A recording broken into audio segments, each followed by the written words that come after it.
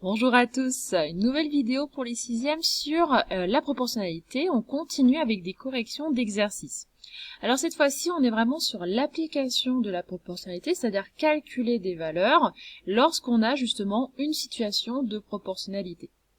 Le premier exercice, vous aviez donc 2 kg de pommes à 2,35 € et on vous demandait combien coûtait 6 kg de pommes. Alors, la première façon qui est franchement la plus simple, c'est de voir qu'en fait 6 kg, c'est tout simplement le triple de 2 kg, c'est 3 fois plus. Donc, si j'achète 3 fois plus de pommes, par proportionnalité, je vais payer 3 fois plus cher. Donc, je vais calculer 3 fois 2,35 et j'obtiens 7,05 €. Alors là, c'était très simple. On voyait qu'on pouvait passer de 2 à 6 en multipliant par 3. Parfois, c'est pas aussi simple et ça peut être intéressant. Je vous ai mis la deuxième méthode ici. Ça peut être intéressant de faire un tableau de proportionnalité. Quand vous faites un tableau, marquez bien ce que vous mettez sur votre première ligne et sur votre deuxième. Alors très souvent, on va mettre la masse en kilogrammes sur ma première ligne et le prix en euros dans la deuxième. Donc, je remets donc les informations de l'énoncé dans mon tableau. On a vu que 2 kg donc coûtait 2,35 €. Il me reste plus qu'à rajouter mes 6 kg, donc je suis dans la ligne masse en kilogrammes, je vais mettre mon 6 ici. Et on va calculer ce qu'on appelle ici la quatrième proportionnelle. Certains vont vouloir faire le fameux produit en croix, que vous avez déjà pu voir dans d'autres matières, ou que vos parents ou votre grand frère par exemple vous ont expliqué. Donc c'est vrai que je pourrais calculer 6 fois 2,35 divisé par 2. C'est notre produit en croix. Moi, je vous montre plutôt la méthode avec le coefficient de proportionnalité qui est vraiment le centre du programme de sixième.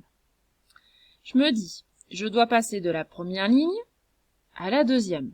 Par quoi je vais devoir multiplier? Parce qu'on sait que dans un tableau de proportionnalité, on peut passer d'une ligne à l'autre en multipliant par le même nombre. Mais il faut trouver ce nombre. Regardez la petite flèche que je vous ai mis ici.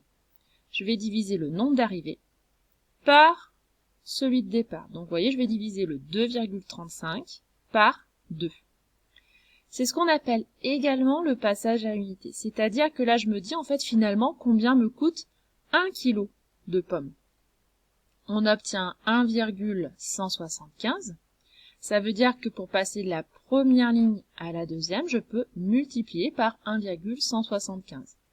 Je fais le calcul, 6 fois 1,175, on obtient de nouveau, bien entendu, notre 7,05 qu'on avait obtenu avec la première méthode. Si vous avez besoin de faire un tableau, il ne faut pas hésiter, mais par contre, marquez bien vos unités, marquez bien ce que vous avez dans chaque ligne. Si vous faites une méthode un peu plus simple, comme ici, on voit qu'on passe de 2 à 6 en multipliant par 3, il faut l'expliquer également. C'est-à-dire qu'il ne faut pas marquer seulement le prix de 6 kg de pommes, c'est 7,05 €. Il faut expliquer comment vous avez fait pour obtenir le résultat. Est-ce que vous avez fait un tableau? Est-ce que vous avez fait un produit en croix? Est-ce que vous avez pris le coefficient de proportionnalité? Vous voyez, vous avez plein de méthodes différentes pour répondre à la question. Donc c'est important de dire justement quelle méthode vous avez utilisée. Celui d'après, vous aviez un cycliste qui roule à allure régulière et parcourt donc 2,8 km en 6 minutes. Combien de kilomètres parcourt-il en 3 minutes? Alors là, sincèrement, je vous ai mis que la méthode la plus simple. On sait ce qu'il parcourt en 6 minutes, on veut en 3 minutes, ce qui est tout simplement la moitié. Donc, si on veut la moitié de 6 minutes, on va prendre tout simplement la moitié de 2,8 km. Donc, je divise 2,8 par 2 et j'obtiens 1,4 km. Donc, il n'y a pas besoin d'expliquer de manière très compliquée ce que vous faites. Vous dites tout simplement que 3 c'est la moitié de 6, donc vous calculez 2,8 divisé par 2 et on obtient bien entendu notre réponse. Vous pouviez faire également un tableau de proportionnalité. Cette fois-ci, on aurait mis donc le temps en minutes sur une ligne et la distance en kilomètres sur une autre. Et on aurait pu compléter notre tableau comme dans l'exercice précédent. On passe au 24. Le 24, vous aviez déjà un tableau qu'on vous demandait de compléter. Donc là, par contre, ça va être intéressant de calculer notre fameux coefficient de proportionnalité ici. On vous dit que pour fabriquer 6 litres de jus de pomme, on utilise 10 kg de pommes. Donc là, j'ai une ligne pour ma masse de pommes en kilogrammes et une ligne pour la quantité de jus de pomme en litres.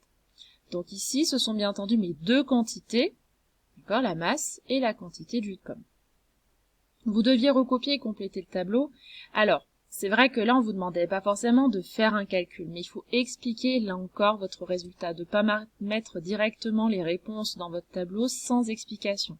On peut, par exemple, faire une petite flèche, comme je vous ai mis ici, et marquer notre coefficient de proportionnalité.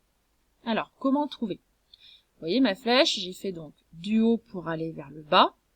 Donc, je prends le nombre du bas et je divise par celui du haut. La première colonne, je savais exactement mes valeurs parce que c'était ce qui était marqué dans mon énoncé. Mon 6 litres de jus de pomme avec 10 kg de pommes, c'était bien dans mon énoncé. Donc, je fais 6 divisé par 10 et j'obtiens 0,6. Ce qui veut dire que ça va être mon coefficient de proportionnalité. Je peux passer de la première ligne à la deuxième en multipliant par 0,6.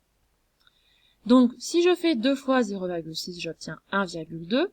Vous allez me dire, oui, mais mince, je fais comment pour obtenir la masse de pommes pour mes 9 litres de jus de pomme? Eh ben, si pour passer de la ligne du haut à la ligne du bas, je multiplie par 0,6, eh ben, si je veux passer de la ligne du bas à la ligne du haut, c'est-à-dire faire le contraire, eh ben, je vais tout simplement diviser par 0,6. C'est-à-dire que je vais faire 9 divisé par 0,6 et je vais obtenir mon 15 qui est ici. Donc c'est très pratique comme méthode parce que ça permet justement de remplir des plus grands tableaux. Ceux qui ont voulu utiliser le produit en croix, voilà, je ne vais pas vous l'interdire, mais pensez quand même qu'on peut vous demander ce fameux coefficient de proportionnalité, donc c'est important de savoir le calculer. Et on termine avec l'exercice 31, où cette fois-ci vous aviez une moto qui consomme en moyenne 4 litres de carburant pour parcourir 100 km. Donc mes deux quantités, j'ai ma quantité de carburant qui est en litres, et ma distance parcourue qui est en kilomètres. On vous demande la consommation de cette moto pour parcourir 350 km. Une fois que j'ai fait mon tableau, parce que là c'était bien pratique de faire un tableau, surtout qu'on avait deux questions, ce qui fait qu'on peut faire un seul tableau pour répondre aux deux questions suivantes.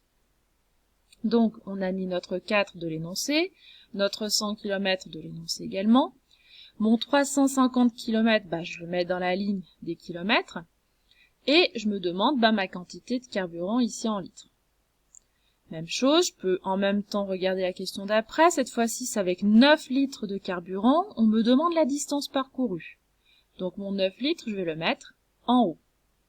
Et ici, donc, je vais calculer mon coefficient de proportionnalité pour répondre à mes deux questions finalement. Donc, vous voyez bien mes flèches, je vais du haut vers le bas. En général, c'est quand même plus dans ce sens-là qu'on va faire. Donc, je veux passer de 4 à 100. Donc, je divise 100 par 4 pour obtenir mon coefficient. Toujours nombre d'arrivées sur nombre de départ. 100 divisé par 4, j'obtiens 25. Donc, mon coefficient de proportionnalité, c'est 25. Donc, ce qui est très simple, c'est la deuxième question. Comme on avait nos 9 litres, je multiplie par 25. 9 fois 25, j'obtiens tout simplement 225 km ici pour 9 litres de carburant. Pour trouver la quantité de carburant avec mes 350 km, cette fois-ci, je vais faire le contraire de fois 25 finalement. Je vais diviser par 25. Et 350 divisé par 25, j'obtiens 14. Ce qui veut dire que pour parcourir 350 km, je vais tout simplement donc ici consommer donc 14 litres de carburant. Voilà, donc pensez bien à faire des tableaux, quand même la plupart du temps c'est ce qui va vous aider.